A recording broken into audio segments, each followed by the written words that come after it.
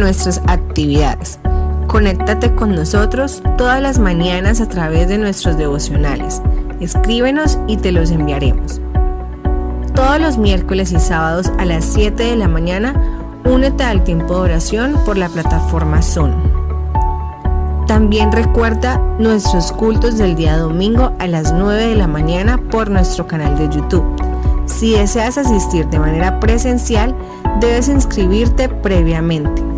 Recuerda llegar a las 8:45 de la mañana.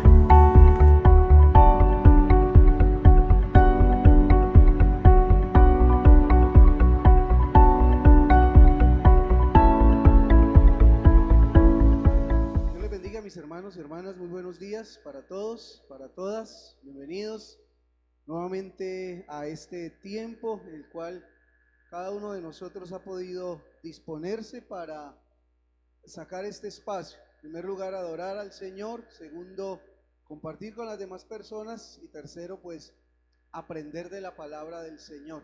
Es muy importante que nosotros podamos saber que el Evangelio es una doctrina. Como tal tenemos que conocerla, como tal tenemos que estudiarla, y por eso el momento de acercarse al texto bíblico, el momento de acercarse a la reflexión bíblica, pues es tan importante, es tan especial. Por eso yo le animo y le motivo para que usted pueda tener su mejor disposición física, mental, espiritual, porque de lo que se trata es que usted pueda entender el mensaje.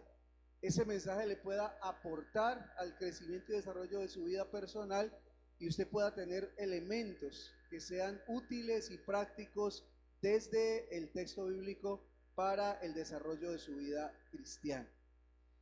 En esta mañana estamos conmemorando de una manera muy especial el evento trascendental del cristianismo que tiene que ver con la resurrección de Jesús. Nada, absolutamente nada tendría sentido si Cristo no hubiera resucitado. Una cosa es la fe o la creencia en el Cristo histórico, y otra cosa muy distinta es la experiencia con el Cristo resucitado. Y es importante que nosotros, que somos seguidores de Jesús, podamos entender que en el plan de Dios, o el plan de Dios se consolida a partir de la resurrección de Jesús. Sin esa resurrección no tendría sentido nada de lo que nosotros hacemos y nada de lo que nosotros creemos. Yo quiero invitarle para que abra su Biblia conmigo en la primera carta del apóstol Pablo a los Corintios. Primera de Corintios, el capítulo número 15, y podamos leer los versículos 3 al 8. Primera de Corintios capítulo 15, versículo 3 al 8. Y vayamos mirando las implicaciones que tiene para nosotros hoy un evento que sucede hace más de 2000 años, pero que genera las expectativas y la esperanza más grande y gloriosa que ningún otro evento jamás puede traerle o representarle a la humanidad. Primera de Corintios capítulo 15, versículo 3 hasta el versículo 8 dice lo siguiente: Ahora, hermanos, quiero recordarles el evangelio que les prediqué, el mismo que recibieron y en el cual se mantienen firmes. Mediante este evangelio son salvos si se aferran a la palabra que les prediqué. De otro modo, habrán creído en vano. Porque ante todo les transmití a ustedes lo que yo mismo recibí: que Cristo murió por nuestros pecados según las Escrituras, que fue sepultado, que resucitó al tercer día según las Escrituras, y que apareció a Cefas y luego a los 12. Después se apareció a más de 500 hermanos a la vez, la mayoría de los cuales vive todavía, aunque algunos han muerto. Luego apareció a Jacobo, más tarde a todos los apóstoles, y por último, como uno nacido fuera de tiempo, se me apareció a mí también. Si tuviéramos que sintetizar el Evangelio, si tuviéramos que expresarlo en una sola frase, el Evangelio tendría que reducirse en la siguiente frase: Jesús ha resucitado. Eso le daría el sentido y eso le daría la validación realmente al Evangelio que creemos, el Evangelio de Cristo Jesús. La resurrección es la frontera entre la fe y la incredulidad. La resurrección es la que puede poner a una persona en el lado de la fe o en el lado de la incredulidad. Para quien no puede creer en la resurrección, el Evangelio no tiene ningún sentido, porque si no hay resurrección, no hay entonces absolutamente nada. Pero para quienes creemos en la resurrección, entendemos que la resurrección es la corona de la historia, es el momento sublime de gloria de Dios en su relación con la humanidad, y es la confirmación de que la salvación del hombre no es una ilusión, sino que es una realidad. La resurrección es la victoria decisiva sobre todo mal y sobre todo límite humano.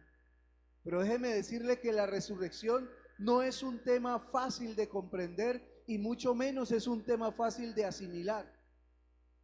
Desde mucho antes, inclusive que se diera el asunto de la resurrección como un evento real, el solo comentario, la sola temática, el solo asunto no calaba muy bien en los oídos y en la mente de quienes eran seguidores de Jesús. Vaya conmigo por favor a Mateo capítulo 18, versículo 20 y 21 y podremos entonces darnos cuenta de lo que significaba para los discípulos de su época el tratar de asimilar el tema de la resurrección de Cristo. Mateo capítulo 16, versículo 20 y 21 dice así: Desde entonces comenzó Jesús a advertir a sus discípulos que tenía que ir a Jerusalén y sufrir muchas cosas a manos de los ancianos, de los jefes de los sacerdotes y de los maestros de la ley, y que era necesario que lo mataran y que al tercer día resucitaría. Pedro lo llevó aparte y comenzó a reprenderlo: de ninguna manera, Señor, esto no te sucederá jamás. Imagínense la escena. Jesús está sintetizándoles a ellos todo lo que es la misión de Jesús en la tierra. Ellos lo han escuchado predicar, ellos lo han visto hacer los milagros, ellos son conscientes del mesianismo de Jesús, ellos han sido conscientes de todo lo que significa Jesús para ellos. Pero Jesús les dice el plan completo. Les dice: miren, es necesario que yo vaya a Jerusalén, es necesario que muera en la cruz, es necesario que derrame mi sangre y también es necesario que al tercer día resucite. Yo me imagino que la historia o lo que el Señor acaba de comentarles, si hay una parte que trasciende, si hay una parte que llama la atención, si hay una parte que emociona, si hay una parte que podríamos decir es el clímax de todo esto, es cuando Jesús dice: y es necesario que al tercer día resucite.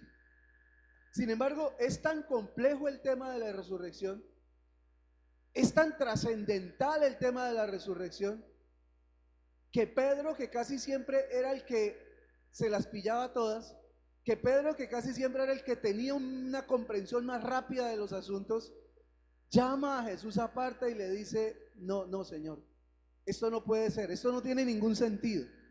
Esto de lo que estás hablando es preferible que no nos vuelvas a hablar. Esto de lo que nos estás diciendo, y le termina diciendo: esto no sucederá jamás. Y es lo que mucha gente piensa en el día de hoy. Y es lo que mucha gente lidia y con lo que mucha gente discute y se enfrenta en el día de hoy. ¿Realmente Jesús resucitó? ¿Realmente el plan de Dios se completó? ¿Realmente la expectativa de eternidad para el ser humano a través de la fe en Cristo tiene sentido o no tiene sentido? Es interesante que la resurrección de Jesús encontró a sus propios discípulos en una situación compleja y estaba más grande o era más fuerte el matiz de la crucifixión que la realidad de la misma resurrección. Y Pedro se adelanta a sus compañeros y les dice: no, mi mente no alcanza a asimilar eso, así que lo mejor es no pensar en eso, lo mejor es creer que eso nunca va a suceder. Jesús les había dicho varias veces que era necesario que Él muriera, pero les había hecho énfasis de muchas maneras y de diferentes formas en lo que era el proceso de resurrección. Los discípulos realmente en su momento no estaban preparados, no estaban listos para eso. Tanto así que cuando ellos ven a Jesús clavado en la cruz y cuando finalmente lo ven morir, ninguno de ellos tiene expectativa de resurrección.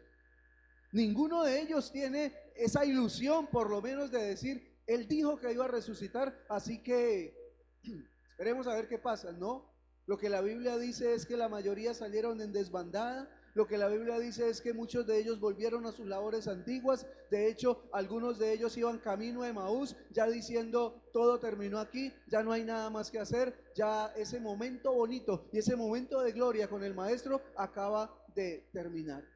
La muerte de Jesús provocó un dolor tan grande y profundo en el corazón de los apóstoles y de los discípulos que prácticamente quebrantó toda esperanza. Pero ¿saben dónde estaba el punto clave? Ellos nunca entendieron y comprendieron la verdad de la resurrección. La imagen que a ellos les quedó fue la imagen del Cristo muerto. Y déjenme decirles algo en este día. En la simbología cristiana es tan fuerte el tema de la crucifixión y tan poco entendido el tema de la resurrección, que cuando hoy, 2000 años después de todo el proceso, se quiere buscar un símbolo de Cristo, ¿cuál es el símbolo que se usa? El símbolo del crucificado. Casi nadie usa el símbolo del Cristo resucitado. La mayoría usan el icono o la imagen o el símbolo del Cristo crucificado. Porque parece ser que el tema de la resurrección se queda en un tema ilusorio solamente, se queda en un tema romántico solamente, pero no se le da la trascendencia y la importancia que tiene el verdadero sentido de que si Cristo no resucitó, entonces esto no tiene sentido. Entonces usted y yo estamos detrás de nada. Entonces la resurrección de Cristo, si no es efectiva, entonces niega realmente la mitad del plan, que es la parte más gloriosa, y es que todos iremos a habitar y a vivir juntamente con Él. No tendría esto ningún sentido. Entonces nosotros necesitamos que sea claro el asunto de la resurrección para nosotros. No solamente creerla como un asunto dogmático, no solamente creerla como un asunto que está ahí en la Biblia y nada más, sino entender realmente, porque es el fundamento nuestro, es el fundamento de nuestra fe y sobre todo es el fundamento de nuestra esperanza. Porque si hay algo que sintetiza el Evangelio, si hay algo que caracteriza el Evangelio, es precisamente eso, la esperanza que tenemos. Estamos aquí como creyentes, estamos aquí como cristianos, pero nosotros entendemos que esto no es todo, que realmente detrás de lo que nosotros vamos es algo que en la Biblia se conoce como la vida eterna, acompañados de Cristo por la eternidad. Una experiencia gloriosa y una experiencia maravillosa. Entonces necesitamos pasar de un conocimiento superficial e incompleto a una confesión convencida y a un anuncio infatigable hasta la entrega de nuestra propia vida. Y eso fue lo que le pasó a los discípulos. Interesante que este grupo de discípulos que antes de la muerte de Jesús no tenían, y hasta la muerte de Jesús no tenían ninguna expectativa, después que entienden el tema de la resurrección, después que experimentan la relación con el Cristo crucificado, es que son potencializados a tal nivel que pueden llevar el Evangelio hasta lo último de la tierra y hacer que el Evangelio permanezca hoy como un mensaje de vida y como un mensaje vigente. Pero ellos eso solo lo pudieron vivir después de haber entendido y comprendido al Cristo resucitado, después de haber tenido una experiencia real con Él. La resurrección restituyó a Pedro y a sus compañeros la fe y el entusiasmo por Jesús, convirtiéndolos en difusores tenaces y perseverantes del Evangelio de Cristo y del Evangelio de salvación. ¿Qué es entonces la resurrección? ¿En qué consiste entonces la resurrección? tendríamos que partir por ahí, porque no lo podemos resolver de manera fácil. No podemos caer en conceptos o imágenes equivocadas, porque sería equivocarnos en lo más importante. Usted puede equivocarse en cualquier otra cosa, pero usted no se puede equivocar en lo más importante. En lo más importante usted tiene que tener claridad. En lo más importante usted tiene que tener fundamento claro, para que a partir de ahí su fe no sea una fe ni fanática ni ciega, sino que sea una fe coherente y con sentido, de acuerdo a lo que dicen las Escrituras. ¿Qué es entonces la resurrección? ¿Qué fue lo que sucedió aquel día? Entonces, para poder entenderlo con claridad, lo primero que tendríamos que definir es lo que no es la resurrección. Lo que no es la resurrección. La resurrección de Jesús, obviamente. Lo primero que tendríamos que decir es que la resurrección no es revivir, no es volver a vivir. Y ahí hay una diferencia muy grande entre lo que pasó con Lázaro, por ejemplo, lo que pasó con el hijo de la viuda de Naín, lo que pasó con la hija de Jairo y seguramente con otras experiencias que están escritas y consignadas en el Evangelio. Porque lo que pasó con ellos es muy diferente a la resurrección de Jesús. Usted no se puede dejar confundir por ahí. Lo que les pasó a ellos fue un revivir. Ellos volvieron a la vida terrenal, volvieron a la vida natural de seres humanos. Lázaro murió y regresó de la muerte a su vida normal. El hijo de la viuda de Naín murió y regresó de esa muerte a la vida natural y siguió su vida, pero llegó un momento en el cual otra vez se volvieron a morir. Ninguno de ellos quedó para siempre. Por eso la Biblia dice que Cristo es primicia de los que resucitan, es el primero. Entonces, la resurrección de Jesús no es que Él volvió a vivir, no es que Él regresó de la muerte a seguir con su vida cotidiana como estaba. No, aquí hay una cosa distinta. Aquí hay un elemento distinto y es lo que nos da a nosotros la certeza y la seguridad para poder creer en el Cristo vivo. Porque si Cristo hubiese vuelto a vivir para finalmente haberse muerto de viejo o haberse muerto por causa de una enfermedad, entonces usted y yo no tendríamos ninguna esperanza hoy. No tendríamos ninguna esperanza. La esperanza nuestra es que Él vivió o Él resucitó para nunca jamás morir. Y la esperanza suya y mía es que un día vamos a resucitar para nunca jamás morir. No vamos a resucitar para estar un tiempo y pasarla rico un tiempo y luego volvernos a morir. No, no se trata de esa resurrección. Entonces, lo que hizo Jesús con Lázaro, por ejemplo, fue revivirlo, restituir su cuerpo a la vida ordinaria que tenía. Ahora, lo segundo que tenemos que entender es que la resurrección no significa la confirmación del concepto de inmortalidad del alma.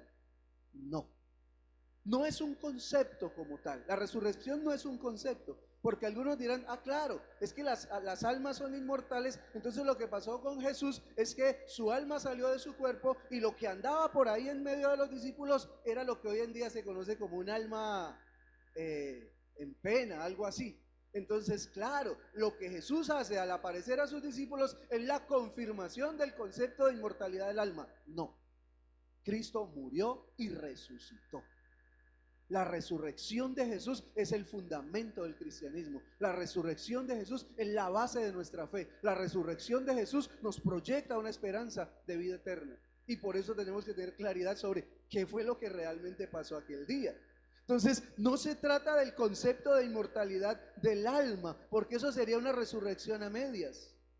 La resurrección se refiere a la entrada en la vida sin fin de toda la humanidad de Jesús, incluido su cuerpo, y por eso el sepulcro se quedó completamente vacío aquel día. Tampoco se trata de una reencarnación, como algunos conceptos orientales lo manifiestan, y es que dicen que esa reencarnación significa de una transmigración de un alma que estuvo en un cuerpo a otro cuerpo que le es otorgado. Una palabra pues extraña para mí, que es la palabra transmigración, y es que migra mi alma a otro cuerpo, y ese cuerpo puede ser humano o puede ser un cuerpo animal. La verdad yo no he investigado mucho sobre el tema, pero es el concepto que tienen. Pero lo que sí es claro es que eso no es la resurrección. La resurrección no fue que el alma de Jesús migró de un cuerpo a otro o no sé qué cosa extraña se pudiera entender. No se trata de eso. La resurrección de Jesús tampoco se trata de un fraude que los discípulos hicieron en aquel día. Está completamente demostrado que los días posteriores a la crucifixión, más o menos 20, 30 días después de la crucifixión, el emperador venía a visitar a Roma y se le encomendó a Pilatos que ese cuento de la resurrección tenía que quedar completamente descartado. Y se le impuso a Pilatos y al gobernador que tenían que encontrar el cuerpo de Jesús para desvirtuar la teoría del Cristo resucitado. Lo que la historia registra es que la mayoría de sepulcros fueron abiertos, que en todos lugares buscaron el cuerpo de Jesús para mostrar que Él no había resucitado, pero nunca lo pudieron hacer. Hoy día todavía existen comisiones de antropólogos que escarban y escarban las tierras de Jerusalén y todo ese contorno buscando los huesos de Jesús y no los han podido encontrar. No hay evidencia que diga que Jesús no resucitó. Sí hay evidencia que dice que Jesús resucitó. Pablo dice, se le apareció a Pedro, se le apareció a unas mujeres y se le apareció a 500 personas que dan fe y testimonio que Él sí está vivo. Así que la resurrección no fue un cuento, no fue una leyenda, no fue un mito, no fue una historia ficticia o de fraude. Entonces, ¿qué fue lo que pasó? ¿De qué se trató la resurrección entonces? ¿Qué nos dice la palabra sobre el asunto? Pues bien, los evangelios no nos hacen una descripción exacta de lo que pasó adentro de la tumba o de lo que pasó atrás de la piedra. Realmente no nos lo dice. El apóstol Pablo dice que el mismo poder que operó en la tumba de Jesús y que fue liderada por el Espíritu Santo que levantó a Jesús de los muertos, ese mismo poder opera hoy en día en la iglesia. Es más o menos lo que él dice que es lo que pasó dentro de la tumba, que el poder de Dios se manifestó a través del Espíritu Santo y Cristo fue levantado de entre los muertos. El testimonio de los que cuidaron la piedra, que aparece en el texto bíblico, a quienes les pagaron para que dijeran que habían estado ebrios y que por eso ellos se habían ido y los discípulos se habían venido y habían robado el cuerpo, lo que ellos dicen es que algo extraño pasó, que ellos no lo logran explicar, pero que el cuerpo desapareció. Es lo que ellos dicen. Así que no hay un registro donde pudiéramos decir un paso a paso, un detalle a detalle de qué fue lo que pasó. Sin embargo, el apóstol Pablo, por revelación de Dios, nos da unas luces de qué fue lo que pasó. Primera de Corintios capítulo 15, versículos 51 al 54.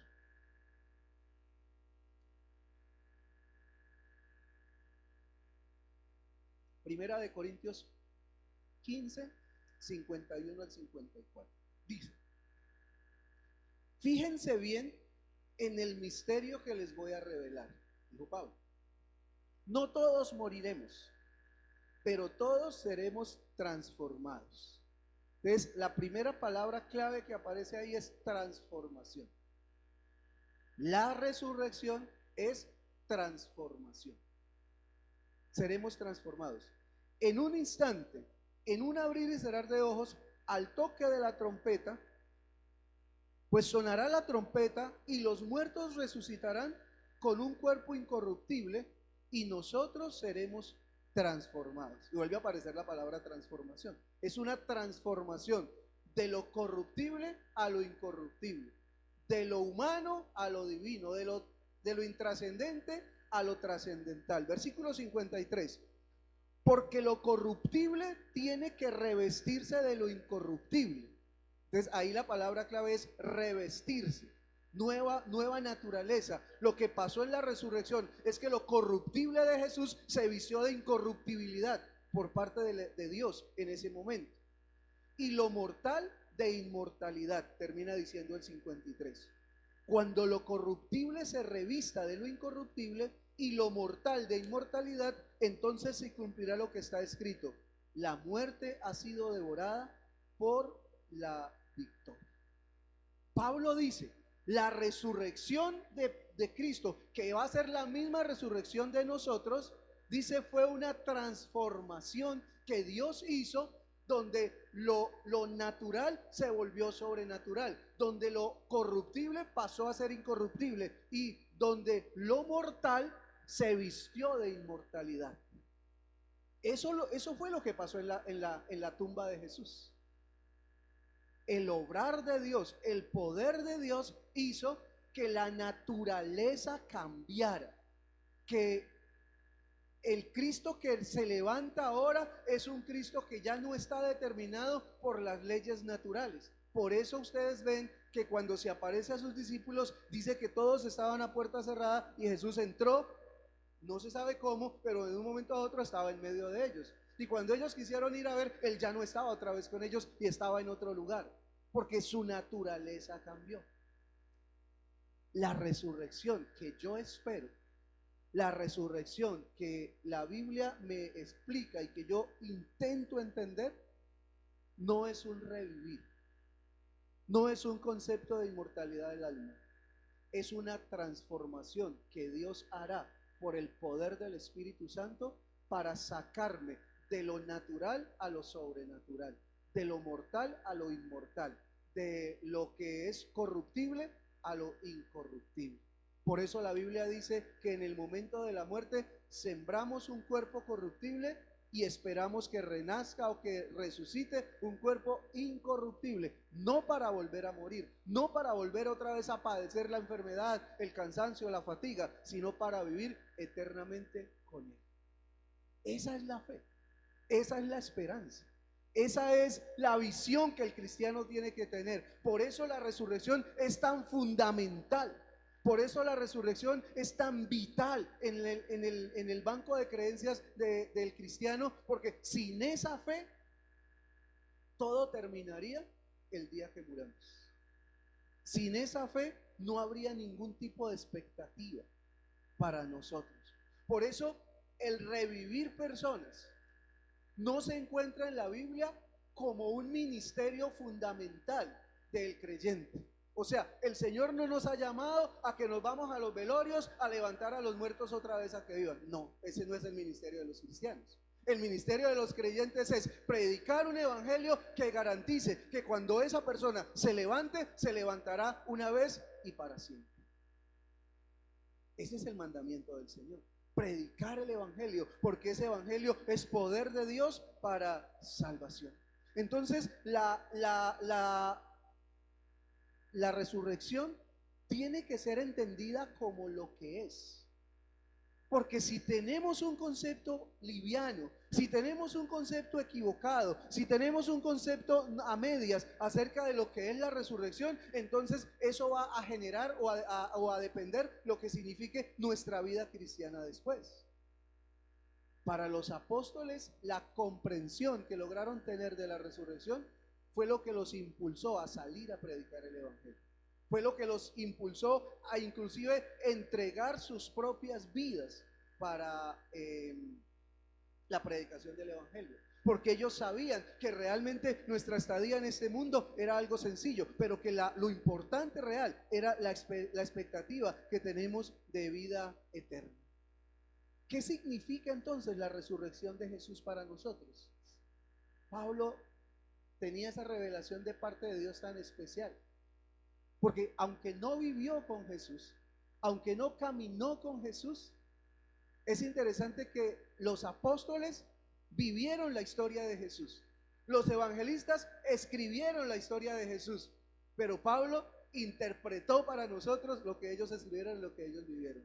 Romanos capítulo 10, versículo 9. Romanos 10, 9. Un texto que todos lo sabemos casi que de memoria. Dice el texto: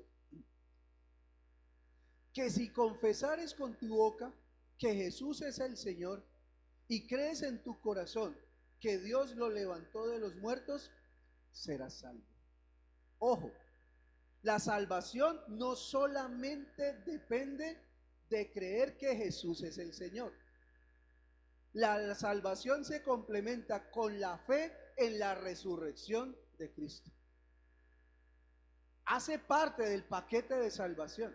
Si tú no crees en la resurrección de Jesús, tú estás perdido eternamente, porque no tienes esperanza de levantarte de nuevo a vivir una eternidad con el Señor.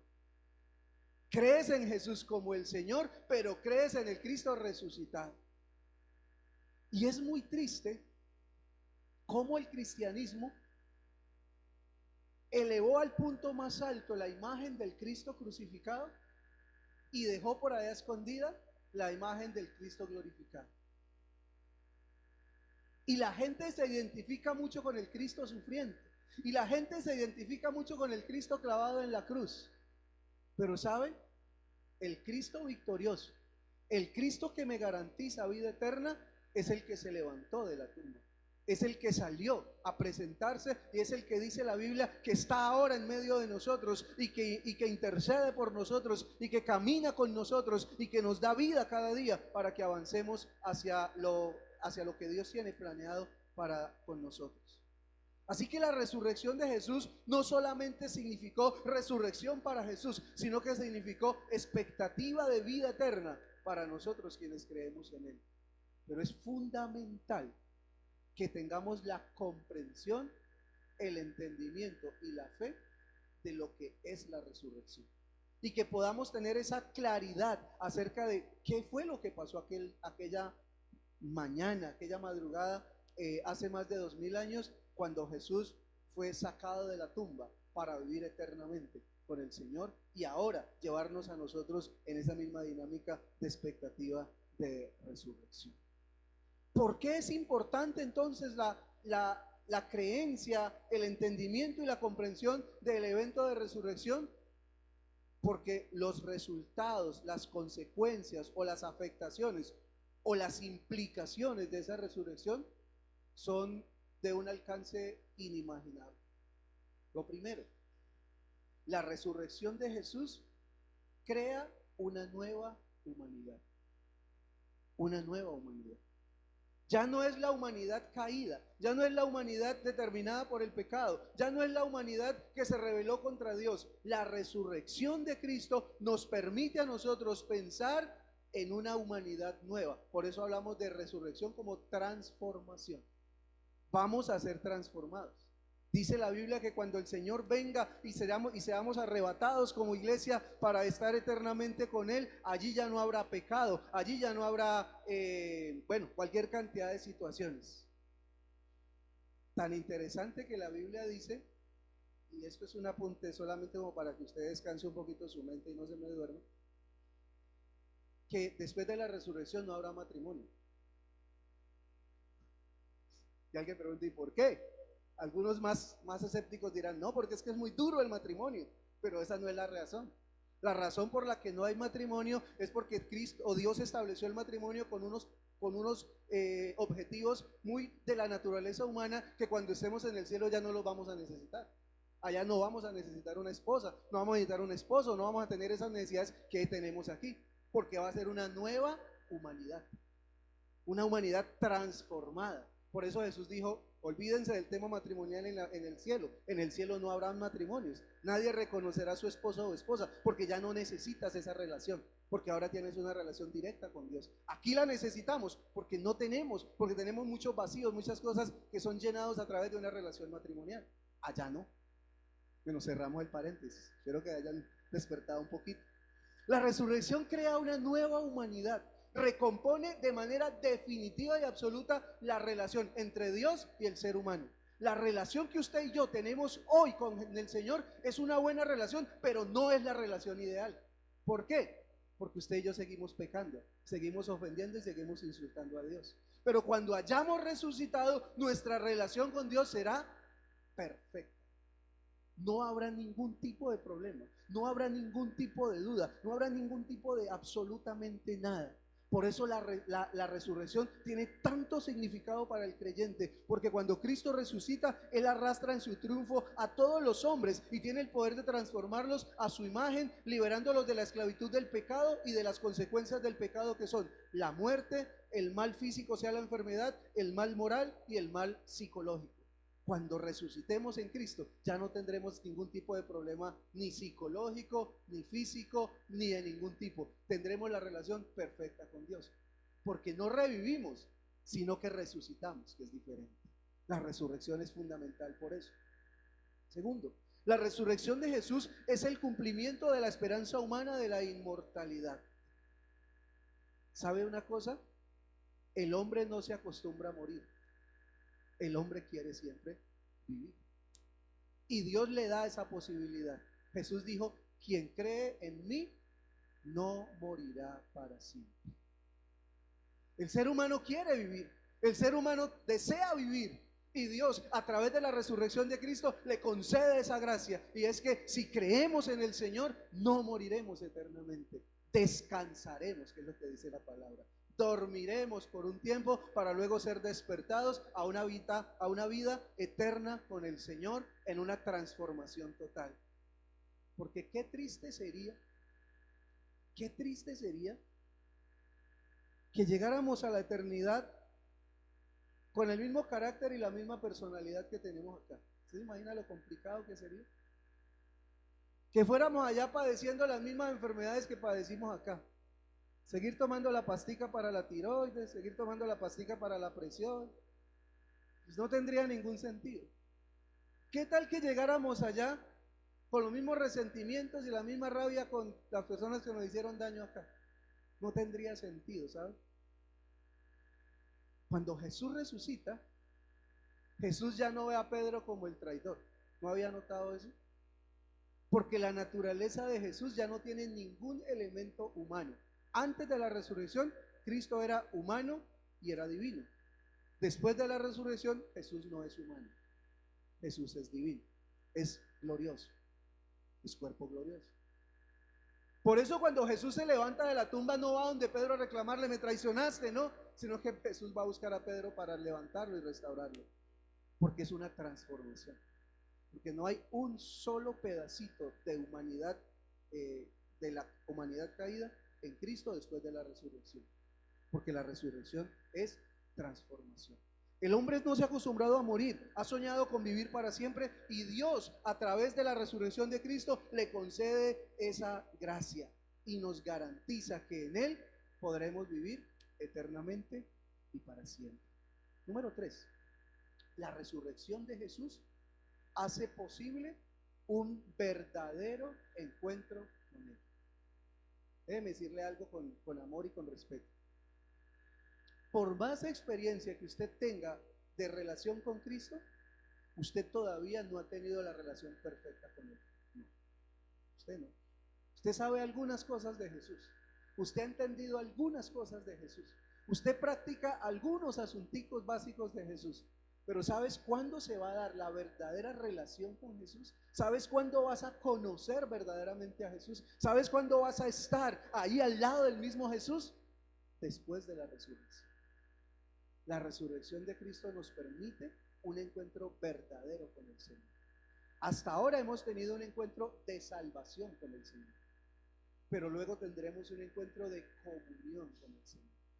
Y es cuando podemos estar con Él. La Biblia usa un elemento ahí simbólico muy lindo que dice que cenaremos con Él, comeremos con Él. Yo no sé si eso vaya a ser literal como dice el texto, pero a mí me ilusiona eso y yo espero que sí sea así. Que algún día pueda estar sentado a la mesa como cuando uno va a esos eventos grandes donde hay que quedarse y comer algunos días y el predicador o el conferencista se sienta en diferentes lugares cada día y uno anhela que algún día el predicador o el conferencista le siente al lado, ¿cierto? Yo creo que así va a ser en la eternidad. En un momento de la eternidad vamos a tener al Señor ahí sentado a nuestro lado, comiendo tal vez, o no sé, eso es lo que dice la Biblia.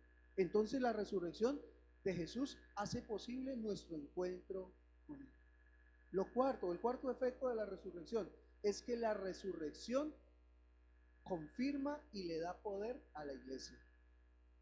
Mire, si Cristo no hubiese resucitado, la iglesia fuera carente de todo poder. La iglesia no tendría ningún poder en sí misma, porque el poder de la iglesia es el poder de la resurrección de Cristo. Pablo lo dijo, el mismo poder que operó en la tumba de Cristo es el poder que opera ahora en la iglesia. Es el poder que hace que la gente se transforme. Es el poder que hace que cuando se ore por un enfermo, el enfermo se sane. Es el poder que hace que las personas logren entender el evangelio y empiezan a caminar detrás del Señor. Entonces, no se hace indispensable que la resurrección de Jesús sea entendida, porque la resurrección de Jesús establece definitivamente la iglesia, le da sentido a la iglesia. Y la iglesia de hoy no es la iglesia del Cristo sufriente, no es la iglesia del Cristo que simplemente hace milagros de sanidades y de alimentación y de multiplicación de alimentos. La iglesia de hoy es la iglesia del Cristo resucitado, que tiene un poder que no nos alcanzamos nosotros a imaginar, que somos nosotros mismos los que no aprovechamos, no usamos o no desarrollamos ese poder al interior de la iglesia. Pero la iglesia de hoy es la iglesia que se creó después de la resurrección de Jesús. Por eso es una iglesia con un poder y una capacidad especial en Dios a partir de esa resurrección, porque presenta a un Cristo vivo. Claro, a un Cristo que murió, sí, pero que también resucitó. A un Cristo que sufrió, sí, pero que se pasó por encima de ese sufrimiento. A un Cristo que en alguna manera fue derrotado ahí en la cruz, pero que se levantó de la tumba para derrotar completamente a quienes creían que lo habían derrotado. La iglesia tiene que manifestar eso. Por eso el creyente de hoy tiene que ser uno que anda con la mente, con la frente en alto. Tiene que ser uno que no se avergüenza del evangelio. Tiene que ser uno que dice voz en cuello que es cristiano, porque hace parte del movimiento más poderoso, fundamentado a partir del ejercicio o del evento más poderoso que haya existido jamás en la tierra: la resurrección de Jesús. La bomba atómica de Hiroshima y de Nagasaki alcanzó a afectar gran parte del mundo, pero la explosión del evangelio afectó a todo el mundo y lo sigue afectando hasta ahora. Por eso la iglesia tiene que sentirse bendecida de poder proclamar un mensaje que incluye la resurrección de Cristo. Por eso la iglesia tiene que vivir su evangelio basado en ese maravilloso evento que fue la resurrección de Jesús. Pero un elemento más: la resurrección de Jesús también nos envía o nos pone como testigos de Cristo. No solamente es que Él resucitó. Mire lo que dice el texto. Jesús resucita, Juan capítulo 20, versículo 21. San Juan capítulo 20, versículo 21. Jesús ha resucitado, aparece a sus discípulos y les dice lo siguiente. Juan 20, 21. Estamos con la NBI, Santiago, para que no nos confundamos ahí un poco. La paz sea con ustedes, repitió Jesús. Como el Padre me envió a mí, así yo los envío a ustedes. La resurrección es el fundamento de la misión. Sin resurrección no habría misión, porque la misión de la misión de la iglesia fue establecida después de la resurrección. Si usted se da cuenta, cuando Jesús le dio la misión a sus discípulos, fue después de haber resucitado. Claro, la resurrección es un evento glorioso, la resurrección es esperanzadora, la resurrección nos llena de nosotros de un poder especial. ¿Pero para qué? Para ser testigos, para contarle al mundo acerca de Jesús, para hablar acerca de Jesús. Y ojo, porque cuando Jesús le dice esto a sus discípulos, el contexto en el que se da es que el emperador romano no acepta a otro rey que no sea él. Sin embargo, hay un grupo de locos que andan diciendo que ha venido el rey de los judíos y que ha venido a instaurar el reino de Dios para esa época, o sea, para la época de ellos, que era lo que ellos creían. Resulta que este rey, afortunadamente para ellos, fue matado, pero ahora hay un dicho que está diciendo que el rey anda por ahí ya resucitado. Entonces, la primera fase fue buscar el cuerpo de Cristo.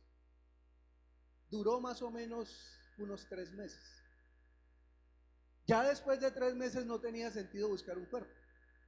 Entonces la segunda fase fue callar la boca de todos aquellos que dijeran que Cristo había resucitado. Y por eso, si usted lee la historia, se da cuenta que la persecución después de la muerte de Jesús fue implacable, fue terrible. Y uno se preguntaba, ¿por qué perseguían a los cristianos y al fin y al cabo ellos no le hacían mal a nadie, ni ellos hacían nada malo? Pues había una connotación política. No podía haber otro rey que no fuera el César.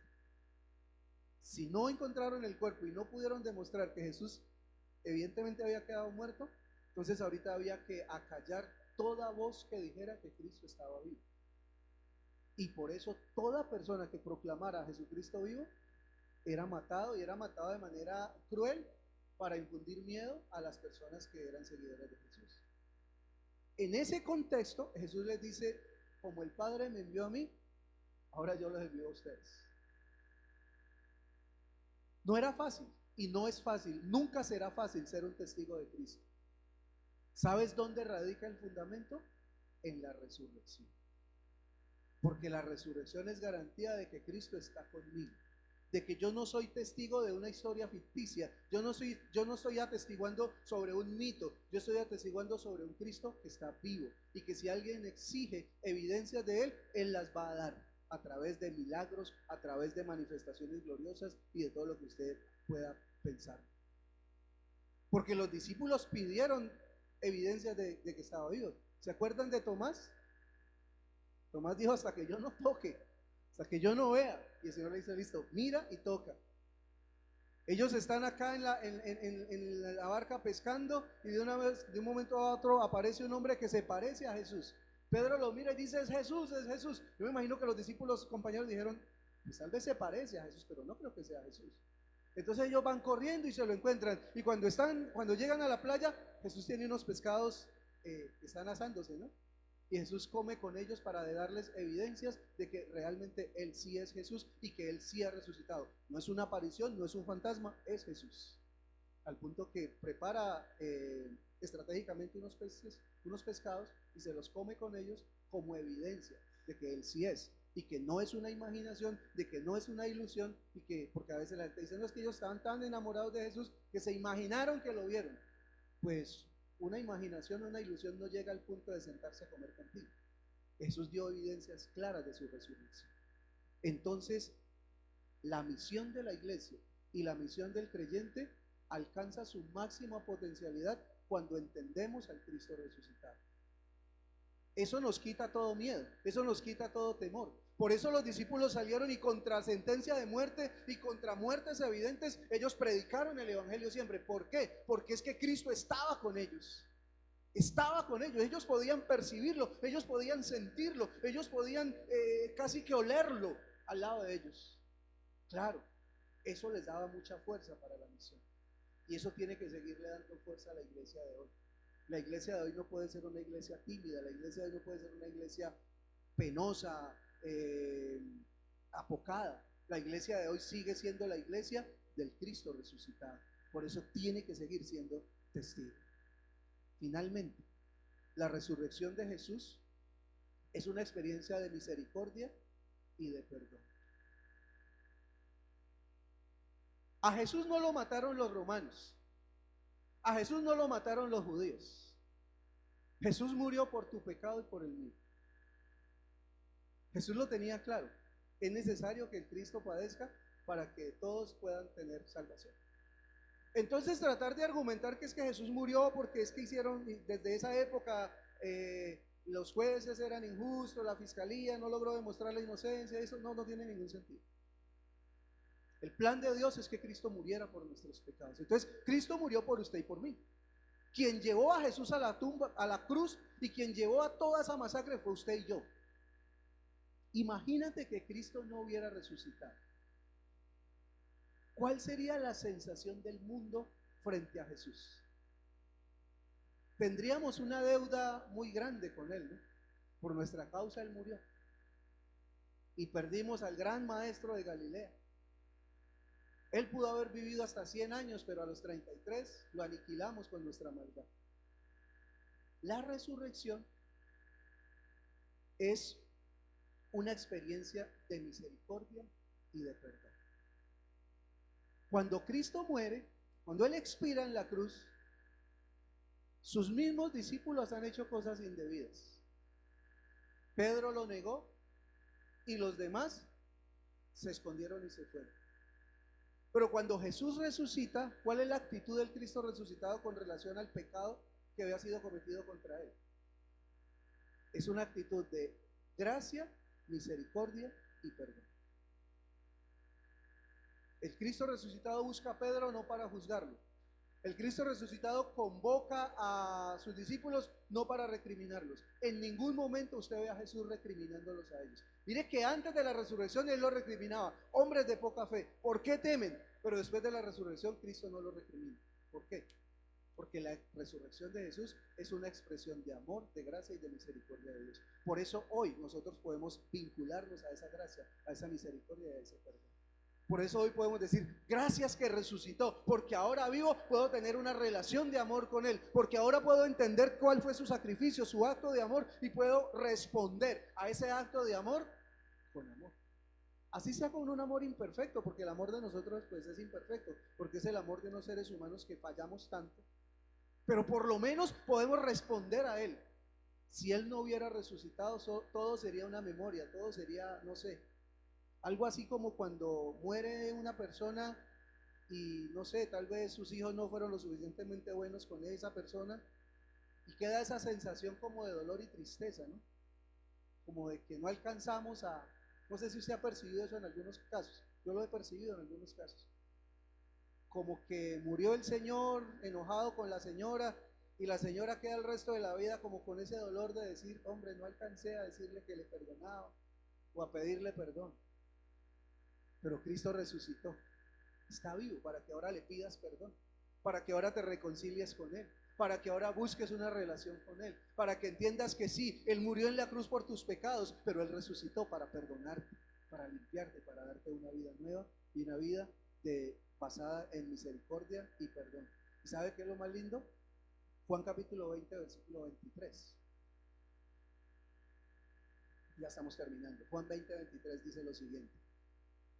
El Cristo resucitado le dice esto a sus discípulos, les dice, a quienes les perdonen sus pecados, les serán perdonados, y a quienes no se los perdonen, no les serán perdonados.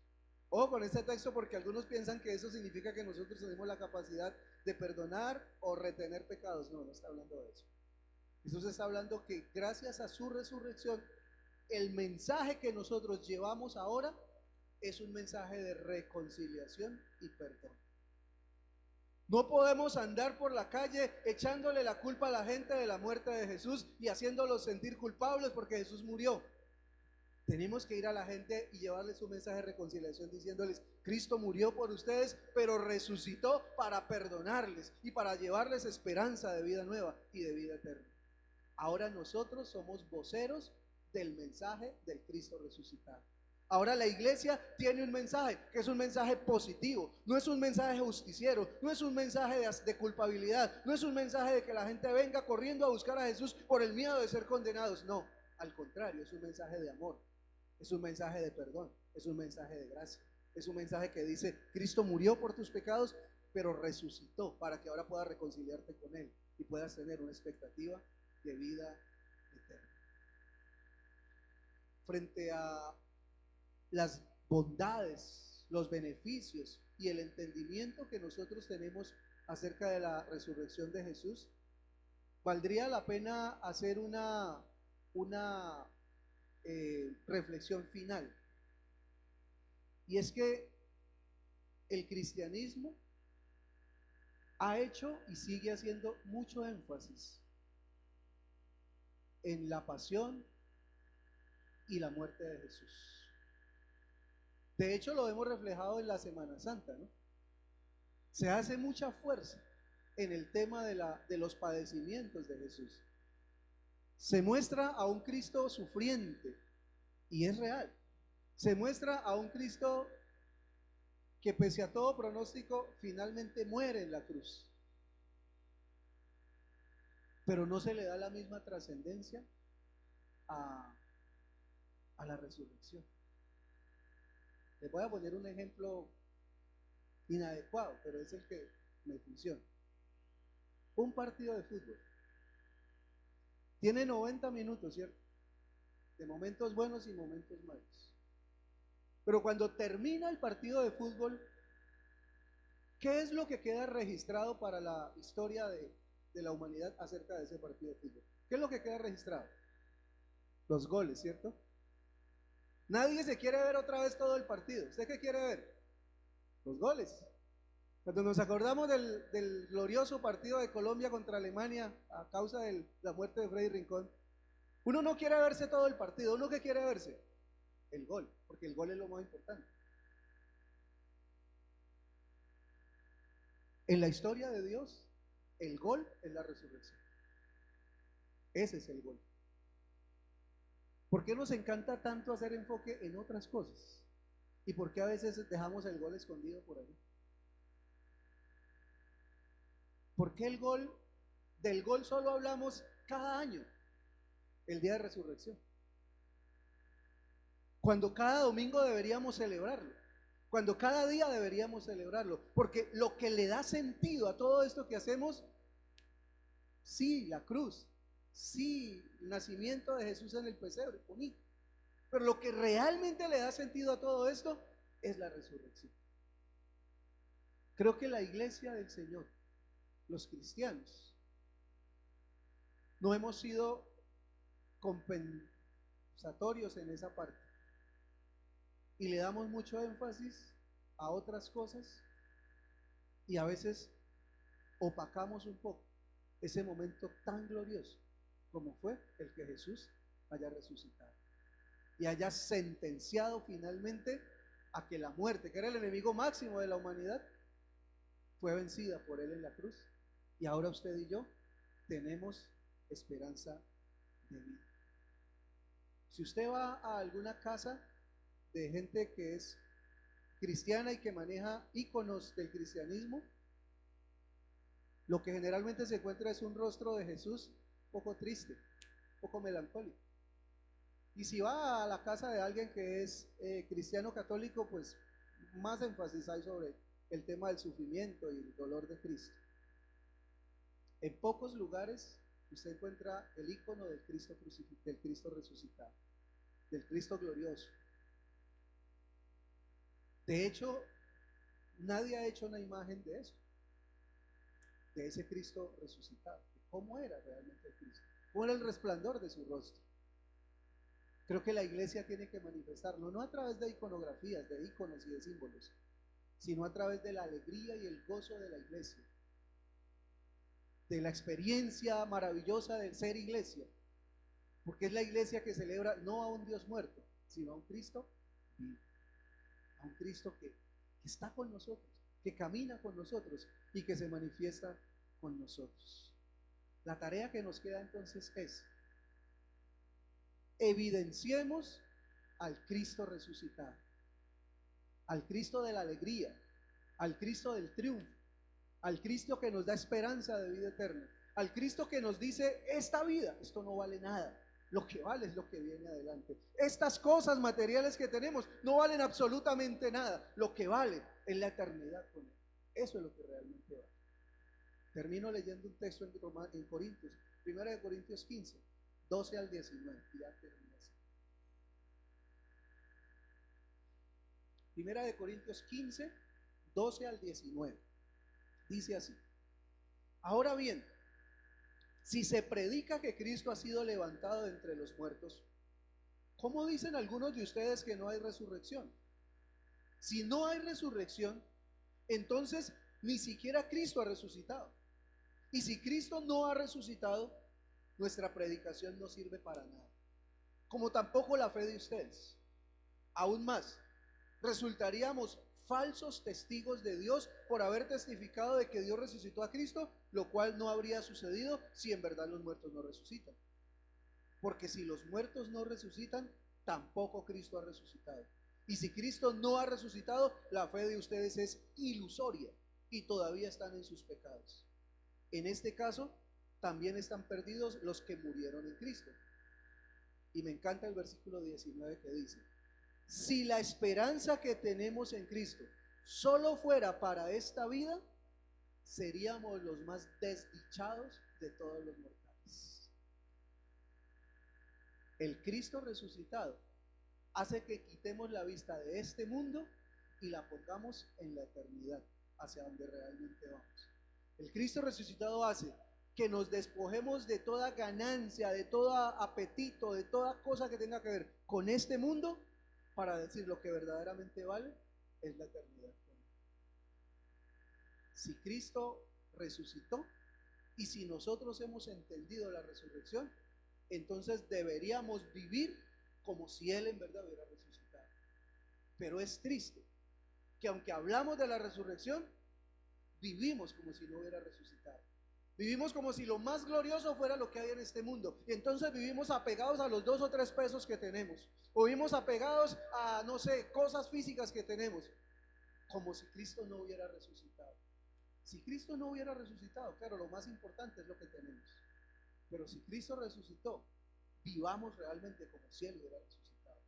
Entendiendo que lo más importante no es lo que hoy está. Lo más importante es la proyección hacia donde nosotros vamos. Cierre sus ojos, incline su cabeza y terminemos orando. Padre, te damos hoy gracias por tu palabra. Tu palabra es verdad. Y cuando nosotros proclamamos tu palabra, estamos seguros de que proclamamos la verdad. Por eso comprometemos aún nuestra vida con esa verdad. No es algo que simplemente decimos, es algo que creemos y es algo por lo que estamos aún dispuestos a dar nuestra propia vida. Jesús, gracias por resucitar. Gracias, Dios, por ese plan tan bien elaborado,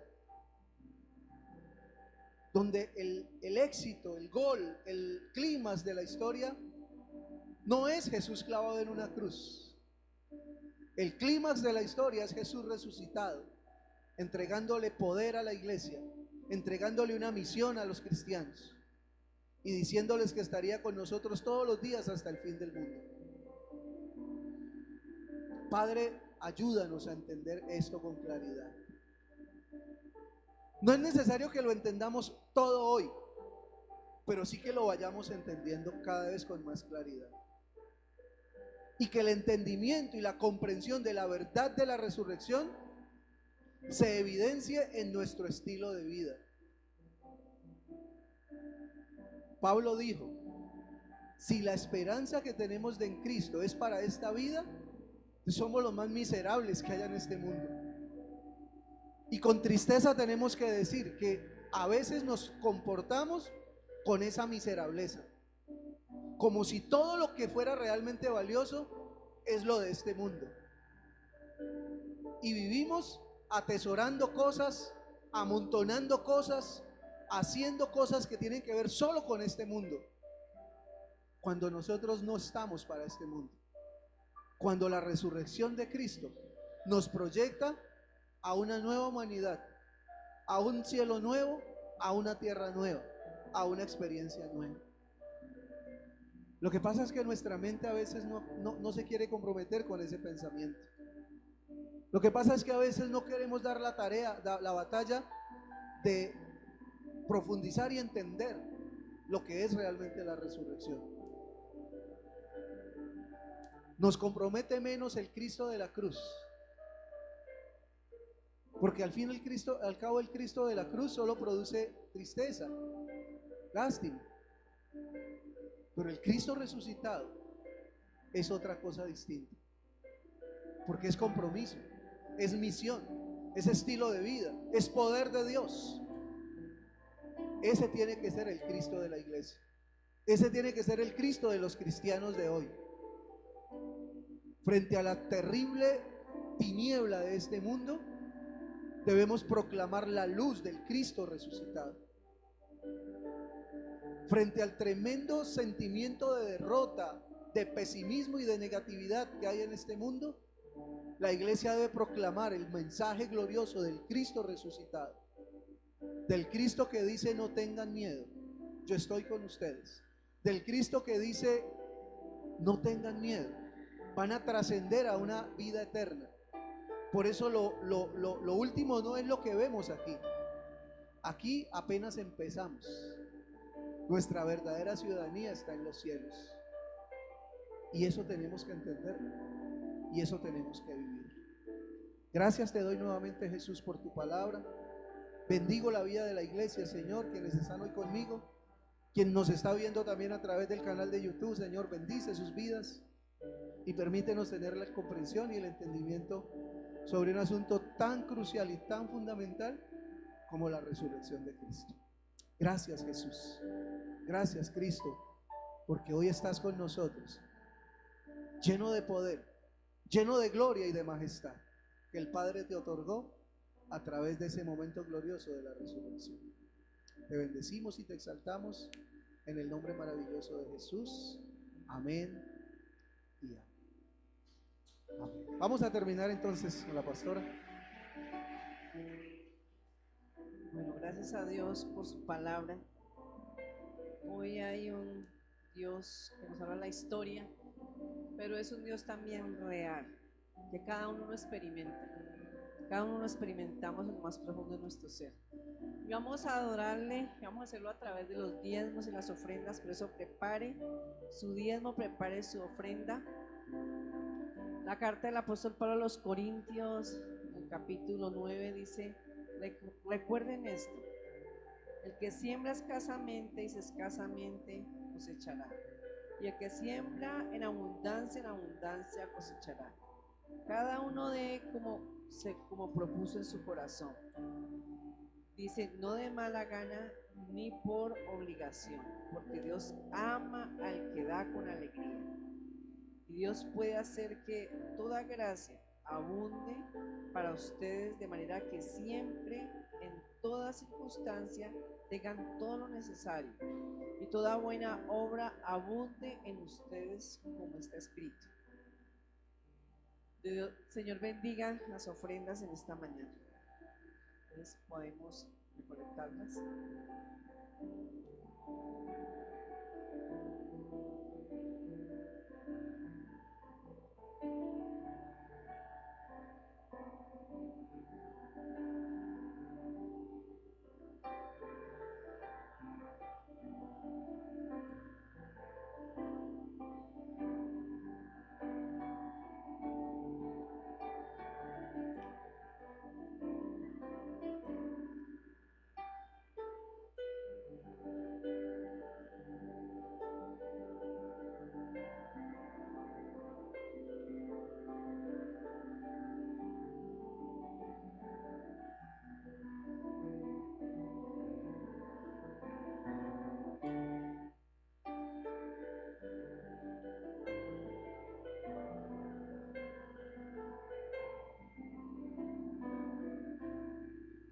Padre, gracias te damos, Señor. Gracias porque recibimos de tu bendición cada día. Reconocemos tu obrar poderoso en medio nuestro, Señor. Muchas gracias por la provisión a través del trabajo. Gracias porque no nos has desamparado. Hemos visto tu gloria, Señor, cada día. En esta mañana damos, como dice tu palabra, con alegría, con gozo, con una actitud de obediencia, de gratitud, Señor. Y bendecimos estas ofrendas y declaramos, Señor, que tú las multiplicas conforme a la necesidad de esta casa. Que tú, amado Señor, tienes en cuenta el presupuesto y lo bendices. En el nombre de Jesús, en tus manos estamos. Amén y amén. Bueno, hoy ha sido un día muy especial. Nos alegra verles, nos gozamos, nos alegramos. Señor les bendiga. Nos gozamos de verles a cada uno de ustedes. Por aquí va mi hermano José. Quería verlo. Bendiciones.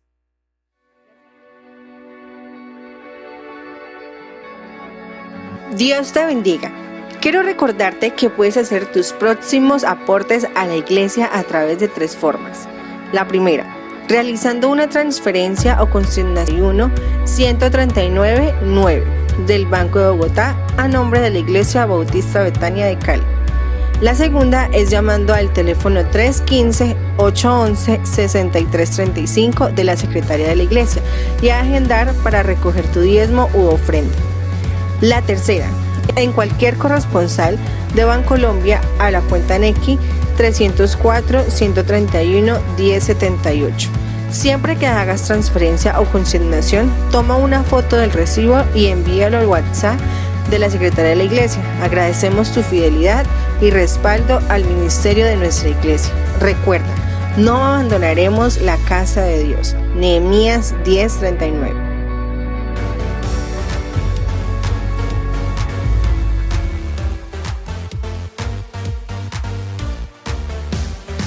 Únete a nuestras actividades. Conéctate con nosotros todas las mañanas a través de nuestros devocionales. Escríbenos y te los enviaremos. Todos los miércoles y sábados a las 7 de la mañana, únete al tiempo de oración por la plataforma Zoom. También recuerda nuestros cultos del día domingo a las 9 de la mañana por nuestro canal de YouTube. Si deseas asistir de manera presencial, debes inscribirte previamente. Recuerda llegar a las 8:45 de la mañana.